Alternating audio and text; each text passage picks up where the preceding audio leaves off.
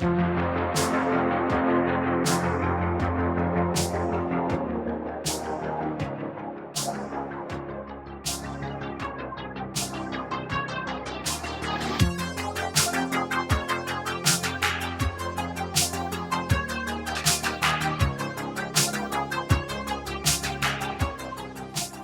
and welcome to Contra Mundum. I am your host, Pastor Andrew Isker, and with me is my co-host, CJay Engel. Hello, CJay. How are you? How was your week? What's new? Good. I've been engaged in I've been dragged through the mud on Twitter over that. Really? Over the Southern reparations post. 3 million views, and just ratioed like I've never seen before. Right. So. Well, now the show is going to be sponsored by Elon. Yeah, you're going to get your Elon bucks. I am. It was worth it. It was worth it. I got destroyed by very online Marxists, and I'm going to get a $5,000 payout. So. Yeah, it's probably not quite that high, I would imagine. Well, you know. Yeah, that's great. It'll be $50. Yeah, I mean, well, was there anything else that happened this week that that was in the news, online, people talking about? Yeah, I mean, obviously the fun thing was the new song, the Rural Revolt song, and it got all the right people frustrated and all the good people riled up, and so I enjoyed it. It's a good song, regardless. I loved it. I loved what happened to it. I love seeing the responses to it. Yeah, before we went on air, CJay said, I really want to just sing it right now while we record. So maybe I don't have a beard. You can't do it. I can't. No, I'm not from the South. I love the South, but I cannot emulate the South. No, neither can I. Neither can I. Okay, well, yeah. So the song, you're absolutely right. It upset. I mean, there were some of our guys that were like, I don't know about this, but for the most part, the people that heard it are like, this is really good. This is he's saying all the stuff that I believe. Yeah, right. That's what it resonated with people for that reason. There are a couple frustrating things. Like, I mean, everybody knows that a lot of people are frustrated, and it's the people that the regime has spent decades basically just trying to sweep under the rug. But then there's like these Con Inc. types, like Carrie Lake or someone, they're jumping on board with the song, and I don't buy their like, they probably, like, in a like tangential sense are, they think it's legitimate and authentic and stuff, but they don't really understand that world at all, because they operate within the milieu of Con Inc. Yeah. And so, like, even the people within the conservative movement that are for it and stuff, they don't really get it. I don't think they don't really understand that this is a repudiation of everything that they have that Con Inc. has stood for since Reagan. Like, this isn't anti-globalism. This isn't anti-international markets. This is like anti-multiculturalism. This is anti all of those things. This is like a Buchananite reaction. Right. Yeah. This is the reason that Trump became a thing, because of the frustrated flyover America, forgotten Americans. Absolutely. And I saw your quote tweet of, speaking of Con Inc., Matt Walsh, who claimed that the song is not political. Mm-hmm. It's not a political song. I don't know where anybody gets that idea. And, if you haven't listened to it, pause the episode and, go on YouTube or Spotify or Apple Music, or wherever you listen to your music. I don't listen to music, but wherever you do, listen to the song right now. And but yeah, and then ask yourself, think of what Matt Walsh just said. It's not a political song at all, and it's like, it's the most political song I've heard in years. Yeah. What are you talking about? It's insane. But it goes to show you just how out of touch. Today is Out of Touch Thursday. How out of touch Matt Walsh is. Like, he doesn't get it. Mm-hmm. He does not get, and he didn't get 2016 either. I mean, I remember 2015, 2016. This guy was vehemently never Trump. Mhm. hated Trump, and all of the conning people, all of the National Review types, and there was an article in National Review about how horrible the song was and how Oh, it, yeah, we should yeah, yeah, let me pull that up. yeah. You should read some of it. It looks like the author looks like he's about 12 years old. When I saw a picture of him online, like that's all the people they have for writing for National Review now are like 23-year-old, grads of Georgetown or something. Yeah, But this thing was hilarious because it ended in, I mean, everyone's always already pointed this out. It ended in a lyric, where is it?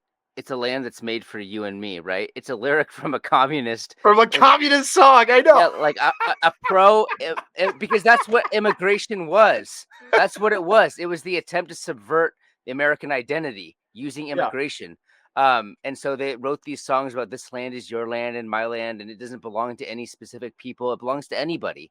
yeah, And that was literally the original communist yeah. effort to subvert American culture. And this Woody guy, Guthrie is a commie. He was a commie. yeah, yeah. And You, this guy, what's his come on. name?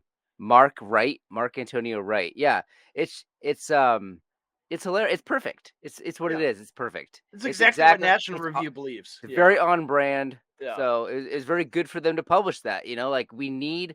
It's not even yeah, a mask off moment because there yeah, hasn't been a mask being worn, for years. yeah. They've But we always need been to what they were. Yeah, we always need to reiterate just the extent to which National Review is part of the enemy class. yeah, yeah.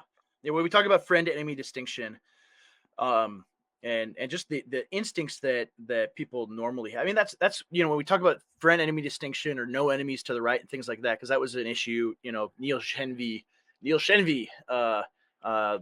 fan of the show, Neil Shenvi, wrote an article against Charles Haywood, a real friend of the show, and about no enemies to the right, and he and in the article, I mean, it wasn't like the worst thing anybody's ever written, but it still demonstrated he fails to grasp what it is and what it means.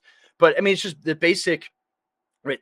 The very basic instinct that people have, that you have friends and you have enemies. This person is against me. This person's on my side. And I mean, for me, I think I've mentioned this on the show before. 2015 was a pretty pivotal year for my intellectual development, my development of my politics that I hold, because I was up until that point, I was, you know, kind of like a right wing libertarian, I guess you could maybe say, with sympathies to the right, but I had this very libertarian framework from the Ron Paul years. And then uh, the day of Super Tuesday, I was living in Missouri at the time, so we had a primary that day. I was just not going to vote in the primary at all.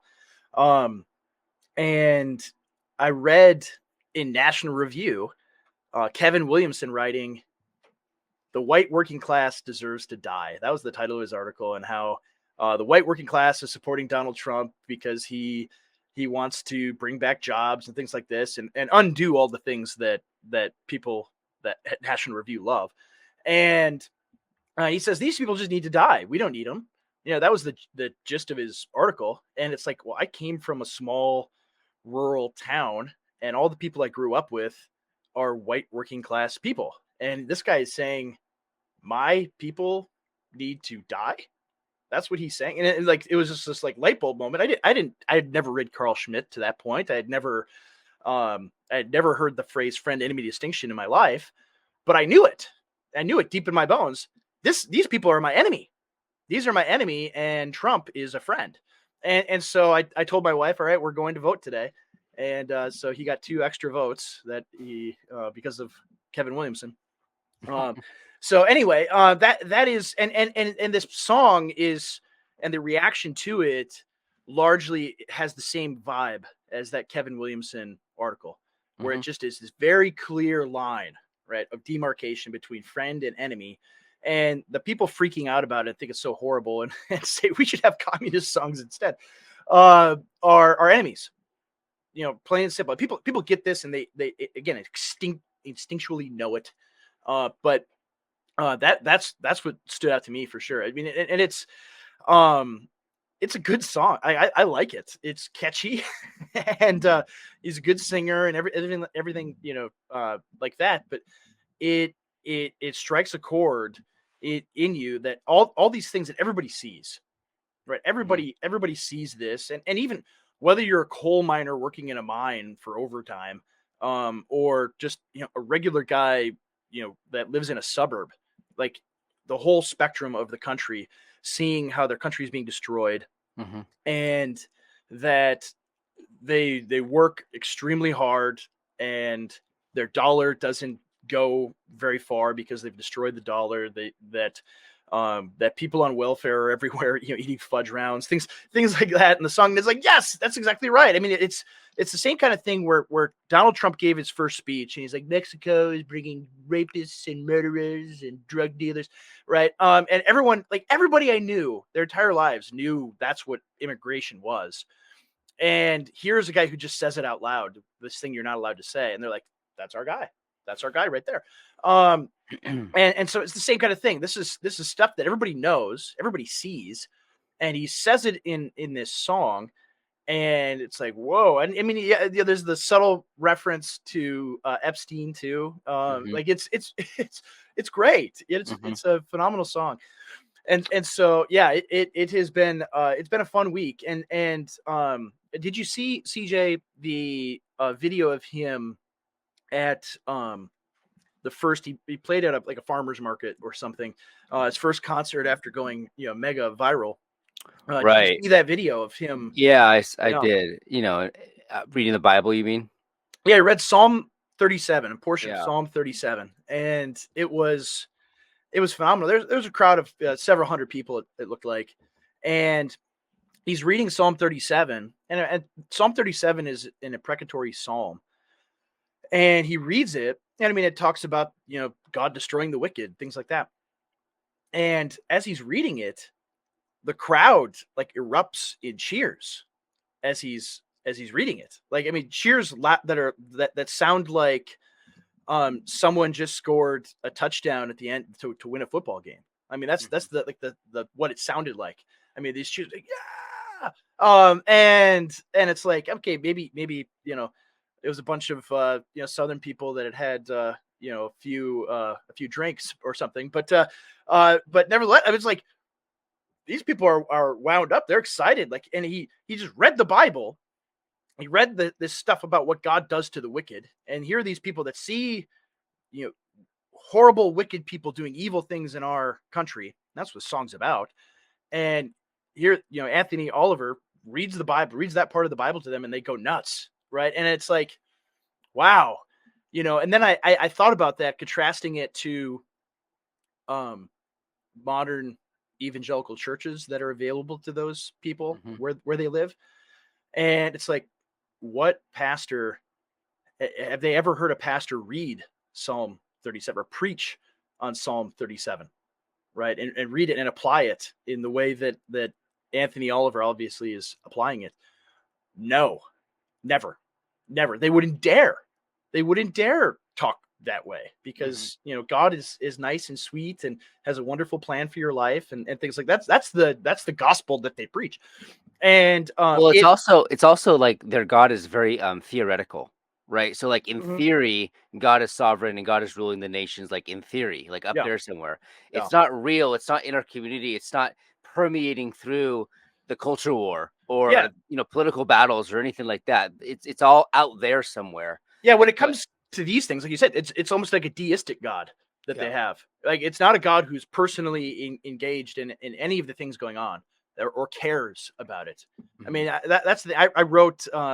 The time for shilling is our own stuff is at the end of the show, but I wrote an article for Gab News that should be out by the time you listen to this, and it's about this song, and it's about, I mean, my focus was on, there were a lot of evangelical pastors who like didn't like the song.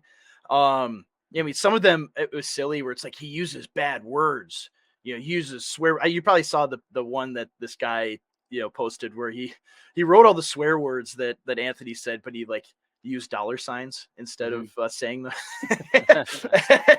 It's like, oh, thank you for sparing my poor sweet little mind, not seeing the actual word written out.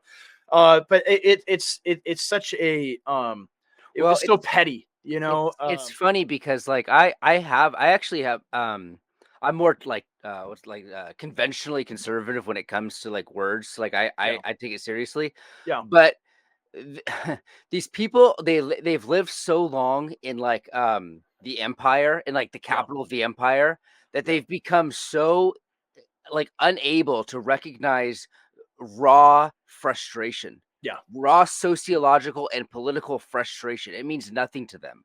Yeah. Those things don't matter. What matters is like their bourgeois morals. What Yeah. matters is like the comforts, like those things that Yeah. offend them on the margins. That's what really That's irks them. real. And Yeah, that's real. that's the same spirit that opposed Trump at the beginning because he wasn't saying nice things on Twitter. It's the Yeah. same thing. You don't know, they don't know what time it is. They don't Yeah. Yeah. recognize that our world is in a huge crisis and that America is failing, a good majority of its heritage and legacy stock. And Yeah. that has to bubble up somehow. And so these are the people that lecture us about not spending time with the wicked or whatever. And then the second someone does something wrong that's against their middle class values and their middle class conventions, they just panic. They don't know how to Yeah. handle it. They don't know how to take him. He's literally Yeah. outside of American mainstream pop culture, and they can't Yeah. take it. Yeah. Well, it's the hilarious thing about it too Like, is what if it was Lecrae? What if it was yeah. Lecrae adding Yeah. stuff into his song? Yeah. And he says the S word, Yeah. like, I mean, come on. And I look at it too. It's like, it shows you how little contact these people have with regular Right. people, Mhm. right? Regular people use language like that. They use bad words. Mhm. And my immediate reaction is, I mean, how many of these kind of guys who hear the Oliver Anthony song and love it and it deeply resonates with them, um do they ever have contact with, do they ever talk to, do they ever minister to in any capacity? And it's obvious there's none, because like they would say, I mean, this happens to me all the time where I live, where I'll talk to people in my town, regular people, and they know I'm a pastor, and they use their normal language and way of speaking that they do, and a cuss word will slip out now and again, and they're like, "Oh, sorry," because they expect me to be judging them over their non-bourgeois, middle class social mores, and I'm just like, I don't really care. I don't really cuss ever, but if that's how you talk, I'm not gonna you know make a big deal out of it. And and so like they don't know how to operate in that world at all. And Mhm. so they have nothing, absolutely nothing to say to these people, nothing to say at all. And you see it also in the reaction where a lot of these pastors, I mean, I'm sure you saw this as well, where they're like, oh, they don't need good jobs, and they don't need social stability and family structure and all the problems in the Rust Belt and in Appalachia and in Middle America, right? They don't need to get rid of the drugs and all that. They need the gospel. Yeah. They need the gospel, and it's like, yes, they do. Okay, yeah, they of course they do, but like the gospel has implications to it as well, a- across a society. So if the gospel goes to random place in Appalachia and all these people get converted, Mhm. there's an effect on how they live their life together. Yeah.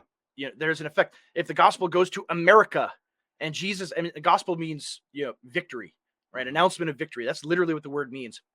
And the way it's used in the New Testament is whatever they talk about the gospel, the apostles talk about the gospel. It means that the first thing they mention is that Jesus is up in heaven reigning at the Father's right hand. That's the first thing they get across. He's reigning at the Father's right hand. And that's good news to these people, right? You tell Oliver Anthony and the people that are listening to him that Jesus Christ is reigning at the Father's right hand. And so actually he does care about the rich men north of Richmond and the things that they're doing. He Mhm. really does. Like, that's gospel to them. That's gospel to them, that Jesus hasn't forsaken them, that he is going to deal with this. Right? That's what the gospel is. And these guys have not, they don't say any of that, because it's like, well, we're not supposed to be making a Christian nation. We're supposed to make disciples of nations. That's different. And it's such nonsense. It's and it undercuts everything that is needed today. Like they have absolutely zero understanding of the way the world is today. I mean, partly, I think, I mean, this is stuff, maybe we talked about with John Harris, is that a lot of these guys have never had to, work on long hours for, BS pay, like Anthony sings about. Right. They haven't Right. had to live in this world with It's these true. people Hmm. for 20 or 30 years. They've drawn a paycheck from their church, and they Yeah. get the paycheck because they're good little boys that say what they're supposed to say in order to keep getting the Hmm. paycheck. And the second you start saying stuff that resonates with people like Oliver Anthony and his listeners, then, oh, you're a troublemaker. You're a Christian nationalist who wants to install a theocracy, right? That's the immediately what will happen, and then it messes things up.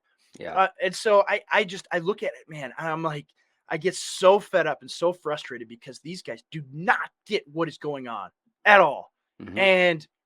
And what we should be saying, Christians should be saying, Christian leaders should be saying, is that yes, Jesus does care about this. He doesn't want your entire community to be overrun with fentanyl zombies, right? He doesn't want every child there to be part of this weird convoluted family tree where they have 15 half siblings because nobody knows their dad.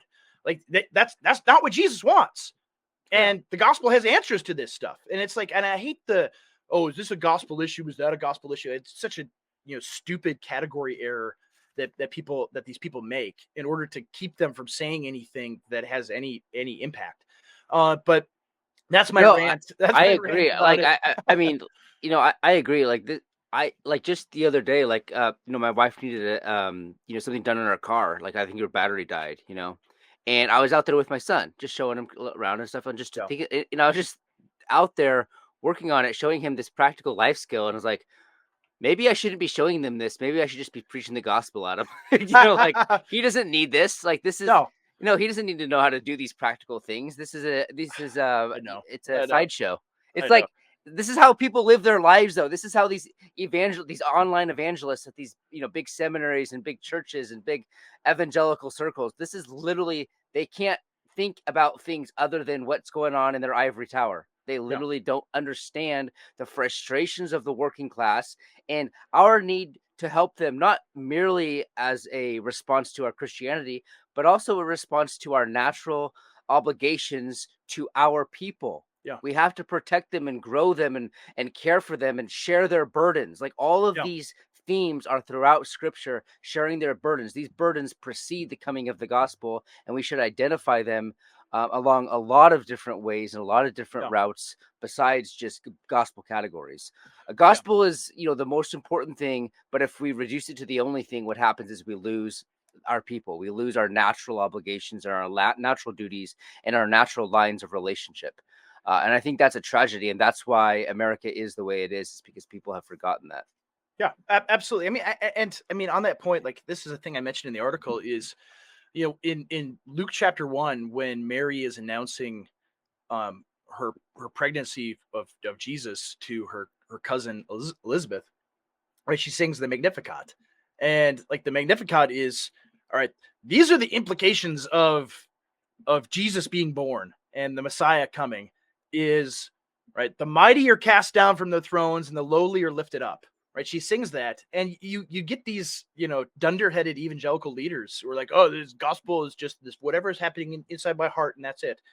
And it's like that's not the way the Bible talks about it, right? The Bible talks about the incarnation, Jesus coming as this massive event that has these implications on everything, including wicked rulers doing evil stuff and oppressing the weak. And right, like you read that, it's like how many of these guys have ever preached a sermon on the Magnificat, right? Ever, much less Psalm 37 or any of that, because they don't want the gospel to have an impact across broader society, and they don't want to have to say these things because it allows them this strange, very narrow gospel centeredness, causes them to be insulated from having to care about anything else. So they could tweet out, they don't need this, we don't need political change, we don't need to care about this, that, and the other thing. We need to focus on the gospel. And it betrays this such a low view and such a narrow view of what the gospel actually is. Right? They don't get it. They don't get the New Testament doesn't talk about the gospel this way at all. It talks about it as it sounds a lot more like Oliver Anthony's song, than the way they describe it, right? Because they aren't like, oh, you need this internal heart change and that's it. And like what they say. It's like, okay, you go to random town in Appalachia, you go to Virginia outside of DC, and where Oliver Anthony's from, and you go preach the gospel, and what happens? And say everybody's converted. What do you have to say to them? It's all right. Go be a good little boy now, and don't try not to sin. That's what you're supposed to do now, and just sit tight while you watch your entire country be destroyed, right? Because that means you don't really actually care about spiritual things if you care about politics too much, because that's actually kind of bad. That's not very spiritual and good and Jesus-y. You need to be detached from everything and just not care, because you've got the gospel. You know where you're going, right? You know where you're going when you die. So it doesn't matter if your country's destroyed. It doesn't matter what happens to your children. Right? None of these things really matter that much. That's the attitude they have. But of course, they don't actually believe it, because they're all, I mean, to their credit, pro-life, and they want the murder of millions of children to end. But like, that's the only thing like they're allowed to have a gospel implication on society is no more murdering kids, but everything else we just don't care about at all. Yeah. I mean, the abortionists too, and of course they're allowed to use congressmen in the legal system to fight for their church to remain open, right, during COVID. Because that impacts them, right? Yeah. I mean, it's really this is what I was saying. I repeat this often, but like, the sociological health of the nation is important too, and we need to care about those. Like, that is the pro-life community, that we're dunking on. Like, Oliver Anthony represents that. Like, he is part of the lone bulwark. You know what I mean? He is. Yeah. So. Yeah. To go back to that, absolutely. Yeah. Yeah. And they again, they don't get it. Right? They don't get it. I mean, they don't get the time of day. These are the people that decry friend-enemy distinction, and no enemies to the right, because it's like, well, you're just going to you're not going to say anything about the sins on the right. And it's like, no, I don't do that. I call sin when it's sin. It's that I don't dwell on the sins of these people and attack them over it and try to belittle them and smash them into bits while they're also being attacked by all these evil people. Yeah. Right. I mean, that's the same. It's like, drawing this massive concern about, the foul language that Oliver Anthony uses. Meanwhile, the entire global system is arrayed against them to destroy them. And you're like, well, he used some bad language there, so we probably should steer clear of this. Yeah. And it's so stupid. And it makes me very angry that these people act this way, because they should know better. They should know better, and they don't. They absolutely don't. But I mean, you also wanted to talk about Oliver Anthony and the song, and just and from a broader, I don't know, sociological perspective and historical perspective on the South. Neither of us are Southerners, as we mentioned earlier. I'm from the upper Midwest. You're from California. Although California, I mean, the West in general is kind of weird, where there's this, especially Northern California, there's this very, a lot of Southerners, that's where they went after the war. Right. So there's a strong connection where you're from to the South. Where I'm from, all of my ancestors that came, I mean, and I always say this, it's like, I don't, when we talk about the Civil War, or the war between the states, my opinion is sort of that anybody who came here after the war, like their ancestors came here after the war, shouldn't have too strong of opinions about it. So all of my ancestors came to America during the Franco-Prussian War, right, in the 1870s.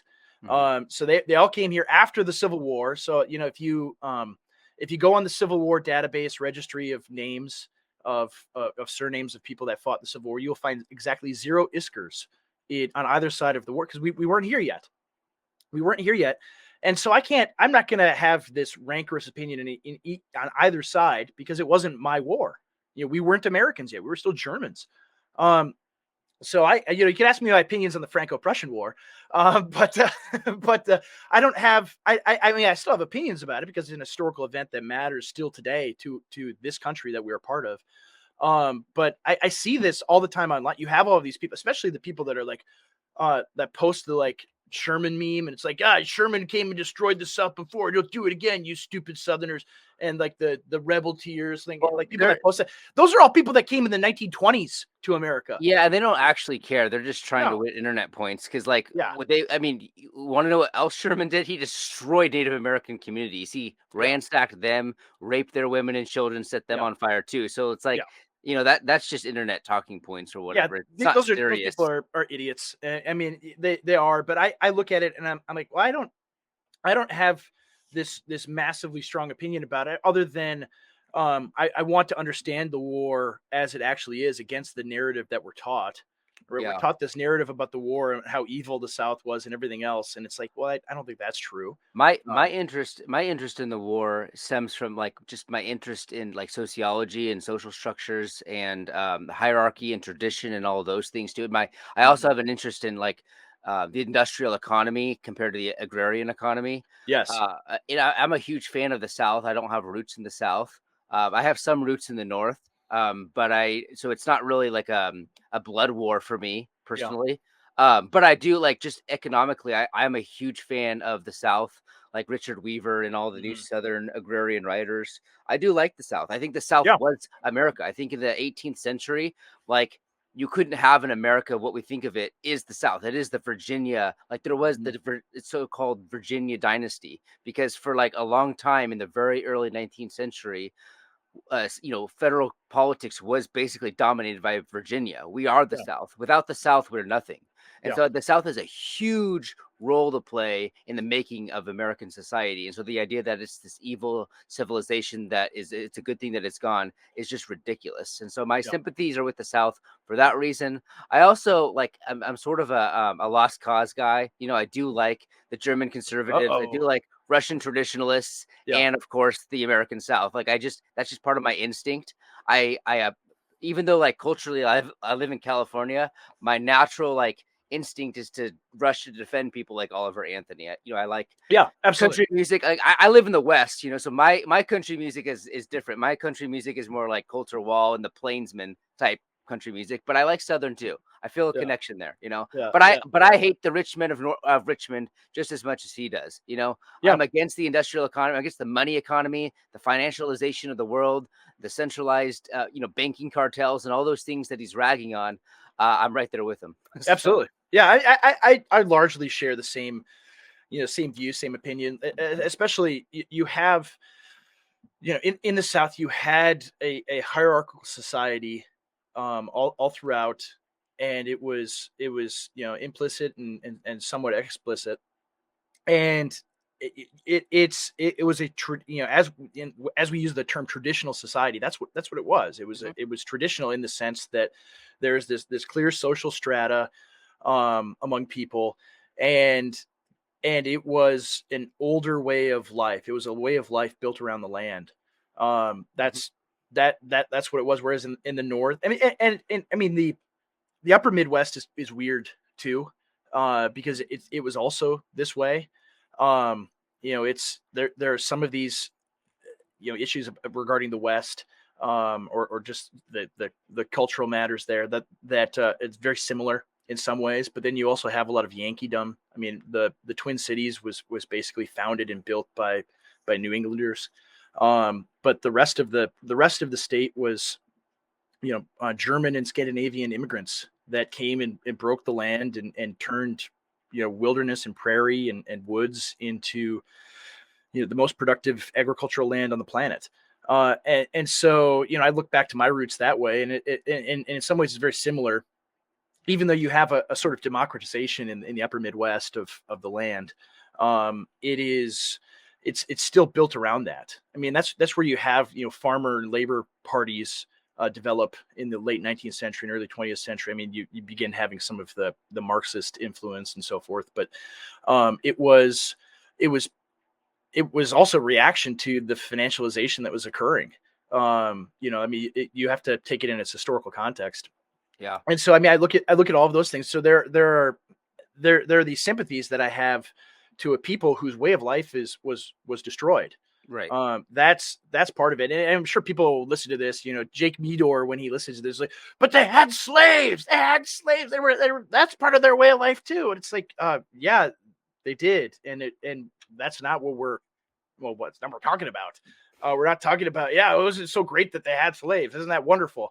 We look at when I look at the issue of slavery, I look at an issue that was a built-in feature of all of humanity throughout all time. Yeah. Is slavery. It was taken for granted by the apostles in Jesus's time. Yeah. It was, as my pastor said on my very first day visiting the church, years ago, he's like, God was not an abolitionist. I was like, oh boy. Yeah. CJ's here now, like, wow. well, yeah, but no, but the point is, he is and he isn't, but yeah, well, the point is that, slavery is something that was built into the mindsets of our entire Western way of life. Like, it's just part of what we did. And I think that there's different layers. I think slavery is a complicated issue. I think chattel slavery is different than like inherited hierarchy, like social, like classes and stuff that you just have expectations. I also think there's like in Downton Abbey, there's just obligations of the master class and obligations of the slaves or the servants. And I think it's just a different patriarchal or patrimonial society. And I think that way of thinking is just so at odds with our egalitarian and individualist perspectives that it's just hard for people to wrap their minds around what it was like then. But as so many people have written on before, Mark Knoll and others, both of the sides, they thought that their own Christian idea of civilization was at stake in that war. And I think that we need to come to things a lot slower rather than coming at it from a 2023 perspective, and I think it helps to understand and soften our ability to basically just be above and critics of history. I don't think I think that's an abuse of history. Oh, absolutely. Oh, and I mean, you bring up the abolitionists and a lot of Christians today, a lot of conservative, well-meaning evangelical Christians will look at the abolitionists and will think, and neither of us is saying, yeah, slavery was good and we should have kept it and it was great, particularly chattel slavery. But so we're in agreement on that. That's bad and it needed to go away. But you look at the abolitionists in the middle of the 19th century, and these are not our friends, right? These, I mean, like John Brown. Yeah, they're all Unitarians, and and like insane terrorist is literally what he was. Like people should not look at that man as a hero, and many of the abolitionists not as heroes because they were vindictive, destructive people that wanted to destroy the entire framework and way of life of the South, and not just say, let's get rid of slavery. And because there were all sorts of proposals on how to do it. It's harder than people can even comprehend. You could have a system of manumission. You could have a system where tax money buys some or all of them and allows them to progressively be made free, because like things like that, like get rid of it. Like there were also it was radical. That's the issue. It's not just that it's hard because like what do the owners do, but it's also hard because so I just read this biography. It's a pretty mainstream biography of John C. Calhoun. It's not like this Lost Cause biography or something like that, but what's the guy's name? Elder or something like that, something like that starts with an E. But it was a decent book, but he just talks about like the dilemma that John C. Calhoun was in, because it wasn't just that what are you going to do about the owners, but at the time there were actual like anarchist revolutions in Haiti and in the third world. And so what was going on is the slaves were beginning to hear about these things, and they could literally, they had the strength and numbers in some places to enact an actual revolution and take over Southern governments. So it was a political crisis too. What happens when you just let free, hundreds of thousands of people and say, okay, go live your own life? They're going to take you over. It's a political crisis. And these are actual political decisions that have to be made that we're not comfortable making today because we don't think politically. No. But John C. Calhoun was saying, look, it's either we keep this system, which is morally questionable. He would call it morally questionable, or we give in to everything and let them take over. And then our sons and daughters lose everything. And those are our options. There's no third way. There's no we come to peace and we decide to live like individual liberal lives. You can't do that. That's not a political solution. No. No, and that's the other thing is like all of these discussions, all of the politics of the day, the backdrop to it is Haiti. Just like in the 20th century, in understanding the 20th century, the backdrop to all of the developments in Europe in the 20th century is the Bolshevik Revolution, where they killed 10 or 20 million people in the Gulag system in these death camps, and the entire world is seeing that happen and thinking we don't want that to happen here. We got to do something. In the same way, right? They see Haiti happen, where there's a revolt in Haiti, and they kill every single white person in Haiti. And I think did they also kill anybody that was like half white, Yes. Yeah. or even a quarter white, like anybody that had any white blood? They just killed them all, Yeah. and eradicated them. And they're thinking, all right, they have the numbers to do that here. If that were to happen, that's not good. That's not good. We can't allow that either.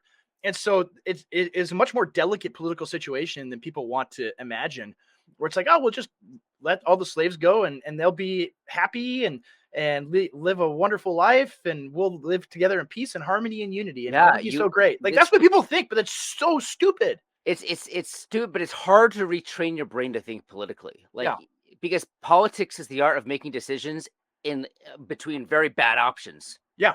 That's politics. Is you have to make bad. There's like when I was a libertarian, I'd be like, okay, we'll just dissolve the federal government. Yeah, we'll just That's not politics. That's whimsical dreaming. You know what I mean? Yeah, and but that's what people do. Like they have these idealized visions of the way things should be, and say, well, let's just do that. Yeah. And that was just simply not possible in that day. And so yeah, you're right. It's this incredibly complex issue that people don't want to grapple with at all, and or even begin to consider. I mean, that was I didn't have very many good history professors in college, but I had one good one, and he actually wasn't a full professor. That's probably why. And he was actually a jurist, a legal scholar, and he had practiced law in both the United States and in the UK. And one of the things that he had us do as a project was all of the progressive developments it was a British history class, but all the progressive developments that took place over the 19th century, expanding voting and things of this nature. He made us write papers about the opposition, right? The people that opposed it, the people that opposed women's suffrage, things like that, and to understand, okay, what were their arguments? There actually people. It was a contentious issue where a lot of people, and a majority initially, were against these things. Why were they against it? Because the modern, Reddit brain thinks you just have this inexorable process of history where you're adopting this progressive liberal worldview, and it's going to happen no matter what. It's inevitable. But he was trying to train us to think, okay, people were against this. Why were they against it? What were their reasons for being against it? Which actually helps you understand history. And people are people did not have most people did not do well in that assignment. It's like, why were they against it? Why were they against these things? Why were they against expanding suffrage? And you actually read primary source documents. You read what people were saying. And you get the weird feeling that they were right. Yeah, I totally did. You're like, that's exactly what happened. It's like Arrested Development and Job. I've made a huge mistake. Like the entire time I'm reading these things, that I'm like, they were right. I mean, I think that was probably the first time I read Chesterton, and things that he said against women's suffrage, and I'm like, yeah. Oh, well, it's funny because if you read Calhoun on slavery. It's a really weird experience because I'm against chattel slavery for sure. There's some types of slavery that I'm okay with. Penal slavery, absolutely. Yeah. In other inherited slavery, there's certain types of them that I'm okay with, but chattel slavery. But he was talking about the fact. Well, let's stop there because people are going to take that out of context. We have to flesh that out a little bit. But I agree too. Like even like inherited slavery in terms of, would I rather people have 100K in credit card debt? Right. Or whatever, or would I rather have them serve as sell themselves into slavery, right? Here's which is better. Here's what I'm okay with. I'm okay with a system that's not liberal, that it's not up to the individual to set his own course and stuff. I'm okay with a society that's stratified, and there are duties and rights based on how you were born, things like that. I also think that, like, if you look at, and this is such a hard conversation to have, but if you look at a lot of the slave owners, like if you read Eugene Genovese, right? he's Yes. he's Yeah. a Marxist, but he He was he, just he was. I think he was a yeah. Marxist, Yeah. but when he examined the dynamics between the slave holders and the slaves themselves, he found that for sure there was a lot of abuse going on. Of course. Um, and people, because this is how power works. Mhm. Power does corrupt, and it can Yeah. lead to abusive situations for sure. But on the other hand, there were masters who felt like it was their God-given task to bring this individual up in a godly way, to take care of him, to provide shelter and food. Like, I get that that sounds like slave propaganda to you, Yeah. but Yeah. these people really did believe it. They really did believe that it was their way of giving back to God's creation, was to help these people grow and live good, rich lives. And they subsidized their families. They gave them houses and homes, and they lived. They tried to be honorable masters, like Paul talks about in Yep. Philemon, right? Like Yeah. they talk about the fact that these, in their letters, the burden that they had to be a good, godly, wholesome master. And Yeah. so there's certain perspectives on that. That's like, this is the system that they inherited from their fathers. This is Dabney's entire point Yeah. in his book, The Defense of the South. They inherited this system from their fathers. They inherited this system from their fathers. They're Yeah. fourth generation slaveholders, and they have this duty to protect these people. It's not really doesn't really fit with the way our priorities and stuff. But Yeah. you can kind of see that they felt like it was a way of honoring those around them, those who were inferior to them, and those ancestors who had come before and set up the sisters for them. These are very difficult situations. But my point is, besides all that, I'm not opposed to all those types of scenarios personally. But my point was, when you read John Calhoun's writings on the slave problem in America, he said that the dynamics were such that someday someone would come along and rile up all of these slaves and make them fight back against their oppressors that had come into being hundreds of years before. He predicted the Mhm. civil rights movement. He had said that someday, if we're not careful and if we don't look at things politically, someone's going to come along and create revolutionaries out of the freed slaves. And he was Yeah. completely right on that. That is correct analysis. It was a Yeah. difficult political problem, and he saw it. Yeah. Yeah.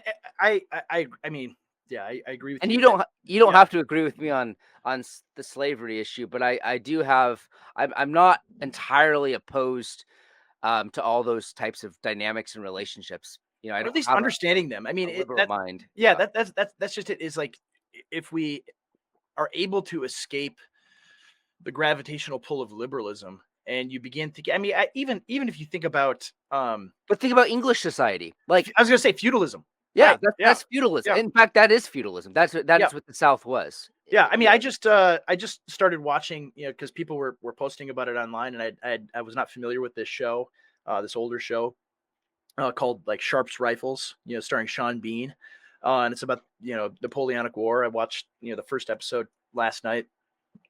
And it it's set in Napoleonic England. Sean Bean is this lowly commoner, son of a whore, and he saves the man who would become Lord Wellington from an attack of the French, and he's given a field commission, and he's made an officer.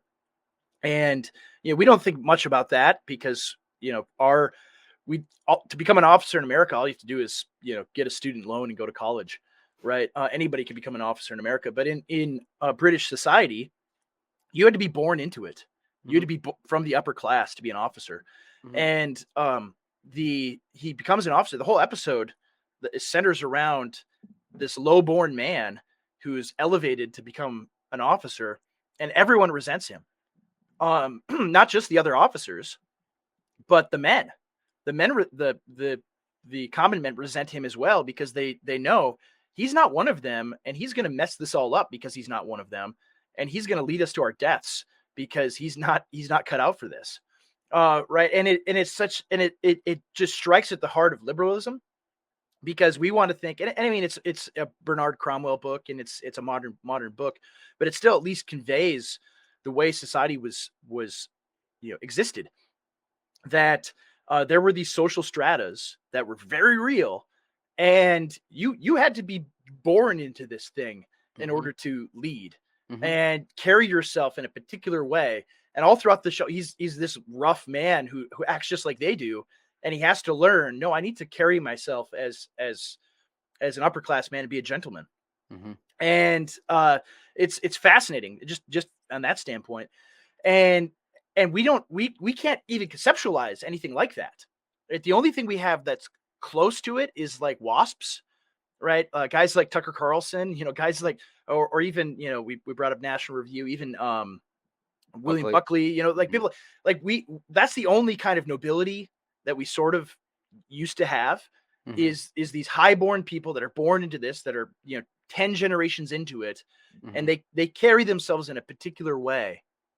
Right? We don't really have nobility like that anymore. We don't have leadership like that anymore. We have influencers. Yeah. Oh my goodness. Yeah. That's simply it. And so I look back to feudalism. That's actually important. That's part of like the old conservative critique of American pop culture, like in the 1950s, that we were replacing the American nobility, and instead we were going to like the celebrity class. Yeah. And that was the transformation that was happening. And I think the critics of that, first of all, were right. Not only were they right, but the harshest critics of that system came from the South. The South was very much a traditional English society. Yeah. And people understood this. Like and it took me a long time to realize that, even as I pondered what it meant, this National Review article that set me off on the course that I'm on, is that, I am in the scheme of society and things like this. I was born to a man who was a truck driver and a mailman. I'm a commoner. Mm-hmm. I'm not a noble. I'm not born into the heights of society, and nor should I seek that or long for that. I should be what I am. Yeah. And that just runs totally against our entire society, which is, you could be anything you want to be. Mm-hmm. Right. I remember being, I'm in kindergarten in a rural town of 10,000, and these idiot teachers are telling us any one of you could become president of the United States. And it's like, and I mean, even maybe not at kindergarten, but over time, I'm like, no, we're not. No, we can't. We're not going to be anything like that. We're going to, all the people I'm graduating with are going to be construction workers. Mm-hmm. Like that's what's going to happen. Or the people that go to college are going to, go be salesmen or accountants. Like, we are not going to become anything and everything. We're normal people, and that's okay. Mm-hmm. That's fine. And so as I began to, just ponder sociology and the way that societies develop and everything else, and I thought about feudalism, and we think feudalism is so horrible, it's so awful. These serfs, they're bound to the land, they can't ever leave. And it's like, that's okay. Regular people can lead regular lives and not think that their lives are somehow less valuable. Mm-hmm. That's fine. The issue, and maybe the only critique I've seen, going back to Anthony's song, the only critique I've seen of it, that like I thought was really any good, are some of the right-wing guys who are like, I don't like this, I think this is bad. Is what it does is it does subvert the sort of nobility and leadership bubbling up, mm-hmm. right? It's a song for plebes. Mm-hmm. Right. Which is fine. I think it's great. That the downtrodden underclass are being destroyed, and for people to be aware of it. That's great. But there also needs to be, especially in the small cadre of online right-wing people, there needs to be, there are great men that exist among us. Right. So I'm kind of subverting everything I just said, but there are some great men that are born to lead. I mean, this is where did the social strata that became feudalism, where did it come from? Mm-hmm. Right. Well, thousands of years earlier, you had great men who led war bands and led their people and rose up. That's how they became nobles. Mm-hmm. Is they transcended all of it. Mm-hmm. And so the only critique is like, well, there's not enough stuff, promoting that. I'm like, okay, that's a fair point, but I don't think it should be at the expense of this song. But yeah, what do you? I mean, what Well, do you think? what happens is when the aristocracy abandons their role, you get people like Oliver Anthony. That's what Yeah, happens. yeah, So this is what Thomas Carlyle said about the French Revolution. Like he's not like by disposition a revolutionary. no, He's very much for the ancient regime. That's kind of Thomas. But he said they abandoned their posts. They became yeah, corrupt. They sold out. And so it was up to people like Oliver Anthony to do away with them, and so that's what happens. There is a role for both, because aristocracies are not perfect. We don't live in heaven. We don't live no, in utopia, but it is still the function of the upper class, the nobility, to play their role, and it is the role of those in the lower classes to play their role. And when one abandons the other, there's revolution, and there's yeah, conspiracy against the other classes. And this is one of the points that so there was a conservative writer named Ortega y Gasset, and he wrote a book called The Revolt of the Masses. I think that's what hmm, it calls it. yeah, I think so. And he just talks about the fact that all across the world, the masses are revolting against the things that kept them down for so long. And then Christopher Lasch responded to that book with his own book, Revolt of the Elite or something like that. Yeah, And he just talks about the fact that actually it's the elite that have abandoned their roles and left the commoners out to dry.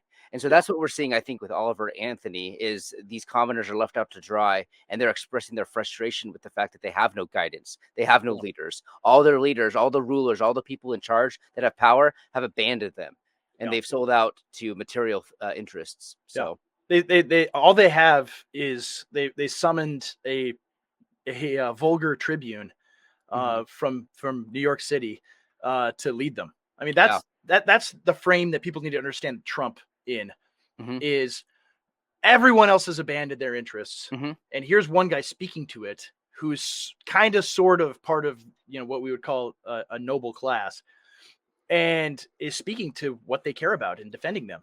Right. Yeah. That's why Even if he it's exists. accidental, Yeah. even if his instincts are just accidental, and And they self probably, promotional and everything else. Yeah. yeah, Yeah. yeah, exactly. Yeah. So, And so that when I talk about, like, people talk about the presidential election and things like this, it's like, well, why don't you like, DeSantis and all of that? Well, because I do like him, uh, but it's because he hasn't signaled to these people mhm, that he's on their side in this way, right? He hasn't signaled to them that, you know these people have gotten a rotten deal, and he can't even communicate that. It's the frame that he talks in is still this Reaganite, oh, low taxes, blah blah blah. It's not, our country is being destroyed by these evil people in Washington D.C., and I'm going to stop it. Right? mhm, That's how Trump talks, and nobody else talks that way. I mean, the only one that even comes a little bit close is some Indian guy, some tech Indian guy. Like, that's it. And so it's like, I think, understanding these things, understanding, this revolt of the masses, um, as you put it, it's right that they're the natural leaders of our society have abandoned them. I mean, even in, like, religious terms, mhm, the mainline churches is where the culture was, really really cemented, and that was the cultural bulwark. All the Episcopal Church and Methodist Church and so forth, and they went liberal, and they completely apostatized, and now there's nothing left, right? And other than this very democratized evangelicalism that everybody who believed the Bible fled to, and it's it's exact same situation, right? That we see, in the larger, socioeconomic sphere. So I think, we could go on about this for another few hours, but I know we're running out of time. Maybe yeah, maybe next time we'll talk about it more. Maybe next time CJ will, elaborate, because we'll probably get, all of our enemies will see CJ talking about slavery, and oh, he's a slavery apologist. He thinks it was great, when it's like, no, that's not at all yeah, what we're saying. It's that history is much more complex mhm, than anyone will ever admit in our day, especially the weakest and foulest people who will just glom on to the mainstream narrative, which is all lies. And so if you want to understand it, you have to go places that are somewhat dangerous to say out loud. And you have to think difficult thoughts and think wade through much more difficult issues than they present themselves in this very pristine, oh, it's so easy way. So we'll probably talk about that again in the future, because I think that bears it deserves much more elaboration. But I think we're almost out of time here. What have you written out? You mentioned last week that you're freed to write and think and do things again. So what have you been doing? What should we be looking for here, CJay? Well, I've been tweeting a lot. Yeah, I know. And I have my paleo conservative reading list that I teased out, and it's finally just about done. So it should be published this weekend. And that's what I've been working on, is that big reading list, because nice resource guide for paleo conservatism. What was it? Who are the major people, and why you should know about it? So good reading list, should be up this weekend. Excellent. Well, I have the article for Gab News that I mentioned. There's a few more also in the hopper that I'm trying to get out. And the book, August 22nd is what I said. I think that's still going to be the date. I'd like to, you'll have to forgive me if we have to push it back. Please forgive me if we do. I'll let you know. Because we're waiting on like one last thing, because we wanted to be perfect this time. The first time we rolled out a book, did it with Amazon. There are all sorts of glitches and problems that we had with the typesetting and things of that nature. And so we want everything to be 100% perfect off the bat. And that takes time, especially when it's, we have a smaller operation. So tentatively August 22nd is the date. But if we push it back a week, I'm sorry. I will, I'll have CJay send you all Greco gum and as penance. But be on the lookout for that. The book is going to be great. We'll probably have to do a whole show on the book, because CJay's read it, I'm sure, already, and thinks it's awesome. He hasn't read it at all yet. He would have more to say than that. But no, you all will love it, and it's definitely worth the wait. But yeah, that's all the time we have. No time for We're All Gonna Make It. No time for him. He's not able to join us today. Maybe someday soon. But for all of us here, for CJay and me, thank you so much for listening. Stay dangerous, and we will see you next time.